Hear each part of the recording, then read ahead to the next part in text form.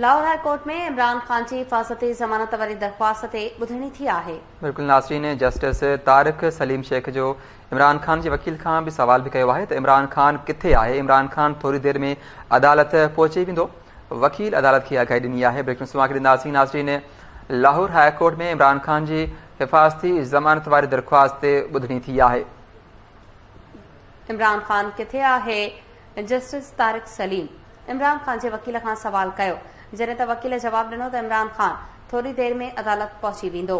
Lahore high court में इमरान खान जी हिफाजती ज़मानत वारी दरख्वास्त ते ॿुधणी थी आहे। बिल्कुल नाज़रीन, लाहौर हाई कोर्ट में इमरान खान जे हिफाजती ज़मानत वारी दरख्वास्त ते ॿुधणी थी आहे। जस्टिस तारिक सलीम शेख इमरान खान जे वकील खां सवाल कयो आहे त इमरान खान किथे आहे। वकील जवाब ॾिनो आहे त इमरान खान थोड़ी देर में अदालत पहुची वेंदो। अवां खे अपडेट कयूं पिया ख़बर जे हवाले सां। लाहौर हाई कोर्ट में इमरान खान जे हिफाजती ज़मानत वारी दरख्वास्त ते ॿुधणी थी आहे।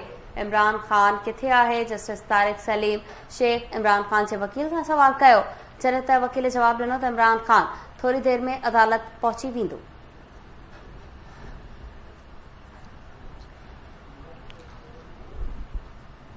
ख़बर अवां खे ॾियूं पिया। लाहौर हाई कोर्ट में इमरान खान जी हिफाजती ज़मानत वारी दरख्वास्त ते ॿुधणी थी आहे।